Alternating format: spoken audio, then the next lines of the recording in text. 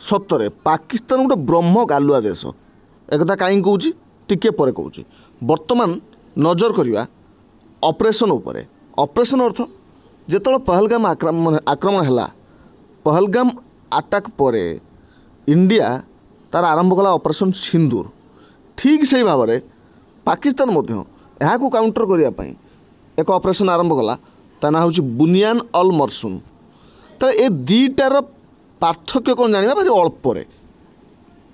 ତେବେ ଇଣ୍ଡିଆ କ'ଣ ପାଇଁ ଅପରେସନ୍ ଆରମ୍ଭ କଲା ପାକିସ୍ତାନ ବିରୁଦ୍ଧରେ? କାରଣ ପାକିସ୍ତାନ ସବୁବେଳେ ସୀମାପାର ଆତଙ୍କବାଦ କରୁଛି, କାଶ୍ମୀରକୁ ନିଜର ବୋଲି ଦାବି କରୁଛି। କାଶ୍ମୀର ମାଟିରେ ଆତଙ୍କବାଦୀକୁ ଛାଡ଼ିକି ଇଣ୍ଡିଆ ଭିତରେ ଅସ୍ଥିରତା ସୃଷ୍ଟି କରୁଛି। ଆଉ ସବୁଠୁ ବଡ଼ କଥା ହେଉଛି ଇଣ୍ଡିଆରେ ଥିବା ଏକତା ସୂତ୍ରରେ ବାନ୍ଧିକି ରହିଥିବା ହିନ୍ଦୁ, ମୁସଲମାନ, ଶିଖ, ଖ୍ରୀଷ୍ଟିଆନ ଏ ସମସ୍ତଙ୍କୁ ଭାଗ ଭାଗ କରିବା ପାଇଁ ତାର ଯୋଜନା ସବୁବେଳେ ରହିଛି। ସେଇଥିପାଇଁ ପହଲଗାମ ଆଟାକ୍ରେ ସେ ବିଶେଷ କରିକି ଆତଙ୍କବାଦୀମାନେ ଧର୍ମ ପଚାରିକି ମାରିଥିଲେ। ତାର ବଡ଼ ଉଦ୍ଦେଶ୍ୟ ହେଉଛି ଯେ ଯୁଦ୍ଧ କରିବା ଆବଶ୍ୟକ ନାହିଁ, କେବଳ ଇଣ୍ଡିଆ ପାକିସ୍ତାନ ନିଜେ ନିଜେ ଭିତରେ ଧର୍ମ ଭିତରେ ଯୁଦ୍ଧ ଲାଗି ମରିଯାଆନ୍ତୁ। କିନ୍ତୁ ଖେଳ ତ ଉଲ୍ଟା ହେଇଗଲା। ଇଣ୍ଡିଆ ଆଟାକ୍ କରିଦେଲା କାହା ଉପରେ? ନା ଫାର୍ଷ୍ଟ ଟାଇମ୍ ପାଇଁ ଆଟାକ୍ କଲା ମୁଜାଫରାବାଦ, କୋଟଲି, ଗୁଲପୁର, ଭୀମବେର, ସିଆଲକୋଟ ଏ ସମସ୍ତ 9ଟି ଆତଙ୍କୀ ଆଡ୍ଡା ଉପରେ ଆଟାକ୍ କଲା। ଏତେ ଆଟାକ୍ କଲା ପ୍ରବଳ ମାତ୍ରାରେ ଯେ ଧ୍ୱଂସ ହୋଇଗଲା ଆତଙ୍କ ଅନୁଷ୍ଠାନ ସବୁ, ଛିନଭିନ ହେଇଗଲା। ମାସୁଦ ଆଜାରର ମଧ୍ୟ ପରିବାର ସବୁ ମରିଗଲେ ବୋଲି କୁହାଯାଉଛି। ସେ କାନ୍ଦୁଛନ୍ତି ବୋଲି କୁହାଯାଉଛି, ମିଡ଼ିଆରେ ଦେଖାଯାଉଛି। ତେବେ ଏ କ୍ଷେତ୍ରରେ ପାକିସ୍ତାନ ତାର ତ ଲୋକଙ୍କୁ, ତାର ଯେଉଁ ଜନସାଧାରଣ ଅଛନ୍ତି ତାଙ୍କୁ ତ ସନ୍ତୁଷ୍ଟ କରିବ। ପାକିସ୍ତାନର ଜନସାଧାରଣ ମୋ ଜାଣିବାରେ ଏତେ ବି ଆୱାର ନୁହନ୍ତି ଦେଶ ଦୁନିଆ ବିଷୟରେ। ଅଛନ୍ତି ଅଳ୍ପ ପରିମାଣରେ, ସମସ୍ତେ ନୁହନ୍ତି। ତେଣୁ ସେ କ'ଣ କଲା ନା ମିଛ କଥା କହିବାକୁ ଆରମ୍ଭ କଲା। ମିଛ କଥା କେତେବେଳେ ଜଣେ କହେ? ଯେତେବେଳେ ସେ ନପାରେ। ଦେଖନ୍ତୁ, ବାଘ ଆଉ କୁକୁର ଯଦି ଲଢ଼େଇ ହୁଏ ତାହେଲେ ଅଧିକ ସମୟ କିଏ ଭୁକି ହେବ? ଆପଣ ଚିନ୍ତା କରନ୍ତୁ। ସିଂହ ଆଉ କୁକୁର ଲଢ଼େଇ ହେଉ, ଯଦି 5 ମିନିଟ୍ ଲଢ଼େଇ ଲାଗେ ତାହେଲେ ସେ 5 ମିନିଟ୍ ଭିତରେ ଦେଖିବେ ସିଂହ ଥରେ ବି ଗର୍ଜନ କରିନଥିବ, କିନ୍ତୁ କୁକୁର ସେ ଲଢ଼େଇ କଲା ପାଖରୁ ହିଁ ଗର୍ଜନ କରିବା ଆରମ୍ଭ କରିଥିବ। ତା ମାନେ ଯିଏ ଦୁର୍ବଳ, ଯିଏ ପାରେ ନାହିଁ, ସେ ବେଶୀ ମିଛ କହେ, ବେଶୀ ଚିଲାଏ, ବେଶୀ ଚିତ୍କାର କରେ, ଯାହାକି ପାକିସ୍ତାନ ବର୍ତ୍ତମାନ କରୁଛି। ସେଥିପାଇଁ ଆମେ ଯେତେବେଳେ ଅପରେସନ୍ ସିନ୍ଦୁର ନାଁ ଦେଇକି ଗୋଟେ ଅପରେସନ୍ ଆରମ୍ଭ ହେଲେ, କାହିଁକି ନା ଯେଉଁ ମାଆମାନଙ୍କର ବା ଭଉଣୀମାନଙ୍କର ସିନ୍ଦୁର ପୋଛି ହୋଇଗଲା ପହଲଗାମ ଆଟାକ୍ରେ, ତାଙ୍କୁ ସମ୍ମାନ ଦେଇକି, ନାରୀ ଜାତିକୁ ସମ୍ମାନ ଦେଇକି ସିନ୍ଦୁର ବୋଲି ଆମେ ଅପରେସନ୍ ଆରମ୍ଭ କଲେ। କିନ୍ତୁ ପାକିସ୍ତାନ ଆରମ୍ଭ କଲା କ'ଣ ନା ସିଏ ଆଉ ଗୋଟିଏ ନାଁ ଦେଇକି ଆରମ୍ଭ କଲା ଯେ ଇଣ୍ଡିଆ ଯେହେତୁ ଆମକୁ ଆଟାକ୍ କରିଛି। କେମିତି ମିଛ କହିଲା?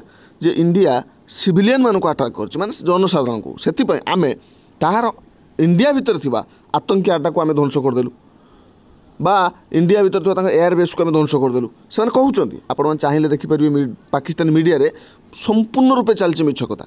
ମିଡ଼ିଆ ବ୍ରିଫିଂରେ ଟୋଟାଲ୍ ଡାହା ମିଛ କଥା କହୁଛନ୍ତି। ସେଇଥିପାଇଁ ମୁଁ କହିଲି ବ୍ରହ୍ମ ଗାଲୁଆ ବୋଲି। ଆମର ଯେତେବେଳେ ମିଡ଼ିଆ ବ୍ରିଫିଂ ହେଉଛି ଇଣ୍ଡିଆରେ, ତାହେଲେ ଆମର କ'ଣ କ'ଣ ଘଟିଥିଲା ଆମେ ଆରାମସେ କହୁଛେ ବସିକି, ତାର ସହିତ ପ୍ରମାଣ ବି ଦେଉଛେ। ଏମିତିକି ସାଟେଲାଇଟ୍ ଇମେଜ୍, ସାଟେଲାଇଟ୍ ଭିଡ଼ିଓ ବି ଆମେ ଇଣ୍ଡିଆ ରଖିଛି, ସେ ଯେଉଁଠିକି ଆଟାକ୍ କରିଛି ଏବଂ ସେ ଆଟାକ୍ରେ କ'ଣ କ'ଣ କ୍ଷତି ଘଟିଛି ପାକିସ୍ତାନର ସାଟେଲାଇଟ୍ ଇମେଜ୍, ସାଟେଲାଇଟ୍ ଭିଡ଼ିଓ ସହିତ ସବୁ ଦିଆଯାଉଛି, ପ୍ରମାଣ ଦିଆଯାଉଛି। କିନ୍ତୁ ପାକିସ୍ତାନ ସେଇଠି ବସିକି ନ୍ୟୁଜ୍ ରୁମ୍ରେ ମିଡ଼ିଆ ସାମ୍ନାରେ ବା ଯେତେବେଳେ ମିଡ଼ିଆ ବ୍ରିଫିଂ କରୁଛନ୍ତି, ସେ ସମୟରେ ସିଧା ସିଧା କହୁଛି କ'ଣ ନା ଆମେ 26ଟି ଆତଙ୍କୀ ଆଡ୍ଡାକୁ ଇଣ୍ଡିଆରେ ନଷ୍ଟ କରିଦେଲୁ, ଆମେ 22ଟି ଇଣ୍ଡିଆନ୍ ଏୟାରବେସ୍କୁ ନଷ୍ଟ କରିଦେଲୁ, ଆମେ ତା'ର ଫାଇଟର ଜେଟ୍କୁ 50ଟି ନଷ୍ଟ କରିଦେଲୁ। ଯାହା ମନକୁ ଆସୁଛି କହିଯାଉଛି। କିନ୍ତୁ ସତରେ କାହାର ଫାଟିଛି ବା ନଷ୍ଟ ହେଉଛି ଏକଥା ଦୁନିଆ ବି ଦେଖୁଛି, ଜାଣୁଛି। କାରଣ ଇଣ୍ଟରନ୍ୟାସନାଲ୍ ମିଡ଼ିଆ ବି ଇଣ୍ଡିଆରେ ଅଛନ୍ତି, ପାକିସ୍ତାନରେ ବରଂ ଥାଆନ୍ତୁ ବା ନଥାନ୍ତୁ, ସେମାନେ ଇଣ୍ଟରନ୍ୟାସନାଲ୍ ମିଡ଼ିଆ ମଧ୍ୟ ଏସବୁ କଭର କରୁଛନ୍ତି। ଏମିତିକି BBC ମଧ୍ୟ, ଯିଏକି ପ୍ରାୟ ସମୟରେ ଭାରତ ବିରୋଧୀ ମନ୍ତବ୍ୟ ଦିଏ, ସେ ବି ଅନେକ ଜିନିଷ କଭର କରିଛି ଏବଂ ତା'ର ଚ୍ୟାନେଲରେ ସେ କଥା କହିଛି। ଆମେ ନାରୀ ଜାତିକୁ ସମ୍ମାନ ଦେବା ପାଇଁ କଲେ ସିନ୍ଦୁର, ତା ସହିତ ଆଉ ଗୋଟେ ଆମେ ମେସେଜ୍ ଦେଲେ କ'ଣ ନା ଜଣେ ମୁସଲିମ ଝିଅ ଯିଏକି କଲୋନେଲ୍ ସୋଫିଆ କୁରେସି, ତାଙ୍କୁ ସୁଯୋଗ ଦିଆଗଲା ବ୍ରିଫିଂ କରିବା ପାଇଁ। ତାଙ୍କର ବୀରତ୍ୱର କଥା କୁହାଗଲା, ମେସେଜ୍ ଦିଆଗଲା ମହିଳା ବି ଆମର ସଶକ୍ତ।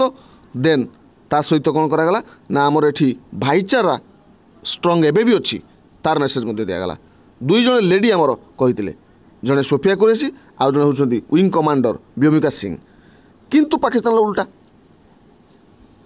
से ना देदेला बुनियान अल मरसूम। ये गोटे आरबिक नाम कुरान गोटे अंश अणा यार अर्थ हूँ आम पूरा सीमेंटर कांथ भली छिड़ा हवा।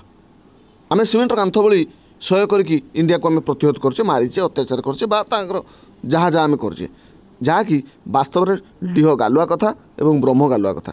तथापि ये कथा को तो इंडिया मोर कथा को आमर भारतीय मीडिया को पाकिस्तान लोग तो समस्त शुणुना ना शुणे क्या ना पाकिस्तान कहूँ मीडिया ब्रीफिंग करुवा लोक मान कथा तेणु से हुए तो कथा विश्वास भी करेंगे से भावे मन मन गर्व करेंगे जे हाँ इंडिया को पाकिस्तान हरई देछि इंडिया बहुत क्षति कर पाकिस्तान हो भी पारे किसी कहुपर ना। तेरे आशा करुँच छोटिया भिडियो थी आपण गोटे नॉलेज बुस्ट पर आप किसी जानवे और ता सहित पाकिस्तान ये मिछ अहंकार को टी आप जानवे। धन्यवाद। पुणी एक नया भिडियो देखा।